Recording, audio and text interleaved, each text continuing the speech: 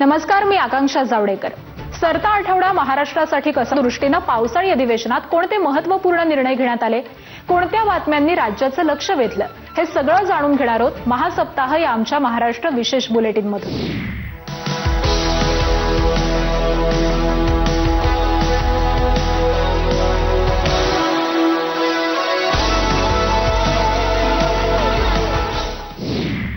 पावसाळी अधिवेशनात मुख्यमंत्री देवेंद्र फडणवीस यांनी राज्याशी संबंधित अनेक महत्त्वाच्या घोषणा केल्या। यात महिलांच्या सुरक्षेसाठी विधिमंडळाची संयुक्त समिती स्थापन करण्यात येणार असल्याची घोषणा मुख्यमंत्र्यांनी केली। तसंच राज्यातील शेतकऱ्यांना या वर्षाच्या अखेरपर्यंत दिवसा वीज पुरवठा करण्याचं शासनाचं उद्दिष्ट असल्याचंही त्यांनी स्पष्ट केलं। याशिवाय विशेष शिक्षकांचे प्रलंबित प्रश्न तातडीने मार्गी लावण्यात येतील अशी ग्वाही मुख्यमंत्री फडणवीसांनी दिली। राज्यातील बालमृत्यूचं प्रमाण कमी करण्यासाठी विशेष आणि समन्वित मोहीम राबवण्याची घोषणाही विधानसभेमध्ये करण्यात आली। दरम्यान समुद्रातील मासेमारीवरील बंदी 15 पर्यंत वाढवण्याचा निर्णय शासनाने घेतलाय। राज्यातील इयत्ता 1ली ते 10वी पर्यंत मराठी भाषा शिकणं अनिवार्य करण्यात आल्याची महत्त्वाची घोषणाही मुख्यमंत्री फडणवीसांनी केली आहे। गोशाळा हे गोशक्तीचं केंद्र झालं पाहिजे, तिथं गायींचं केवळ संवर्धन संरक्षणच नव्हे तर संशोधनही होण्याची गरज आहे, असं मुख्यमंत्री देवेंद्र फडणवीसांनी सांगितलं। नागपूरमध्ये राज्यमाता गोमाता संवाद यात्रेच्या समारोप सोहळ्यामध्ये मुख्यमंत्र्यांनी उपस्थिती लावली। त्यावेळी गोशाळेशी संबंधित असलेल्या विविध उत्पादनांचा विकास झाला पाहिजे, तसंच त्यांचं ब्रँडिंग झालं पाहिजे, असं त्यांनी अधोरेखित केलं। गोसंवर्धन, गोसेवा आणि भारतीय संस्कृतीतलं गोमातेचं अनन्यसाधारण महत्त्व जनमानसामध्ये रुजवण्याच्या उद्देशानं महाराष्ट्र गोसेवा आयोग आणि पशुसंवर्धन विभाग यांनी यात्रेचं संयुक्तपणे आयोजन केलं होतं।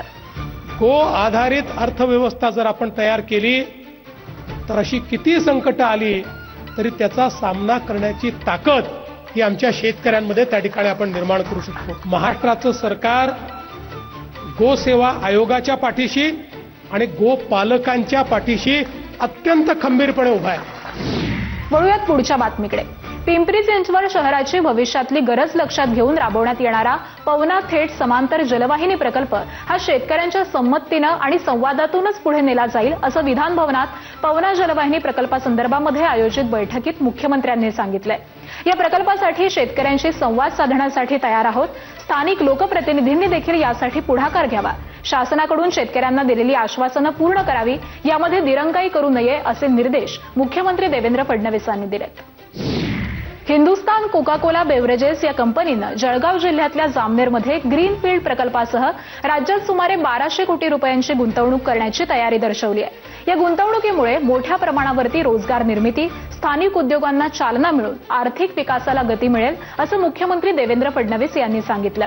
गुंतवणूक, रोजगार निर्मिती सक्षम स्थानिक अर्थव्यवस्था, पर्यावरणपूरक विकास आणि समाजाभिमुख उपक्रमांच्या माध्यमातून राज्याच्या सर्वांगीण प्रगतीला हातभार लावणाऱ्या उद्योगांचं महाराष्ट्र नेहमी स्वागत करतो, असं मुख्यमंत्र्यांनी यावेळी आवर्जून नमूद केलं।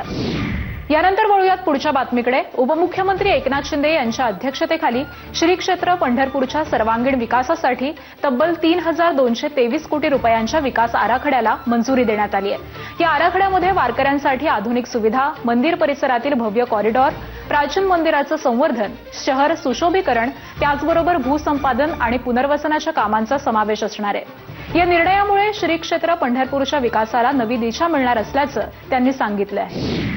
या पुढची अत्यंत महत्त्वाची बातमी। विधानसभेमध्ये महिला शेतकरी सक्षमीकरण विधेयक मंजुरीसाठी सादर करण्यात आलं।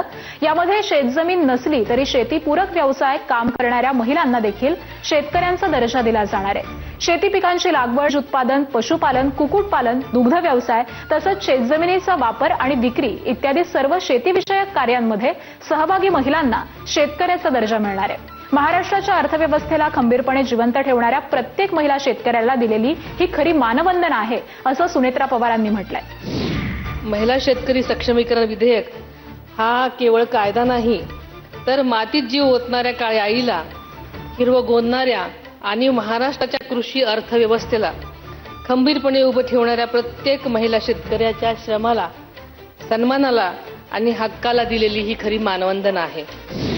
आणि या बातमीसह वेळ झाली आता इथेच थांबण्याची। ताज्या घडामोडींसाठी पाहत रहा एबीपी माझा।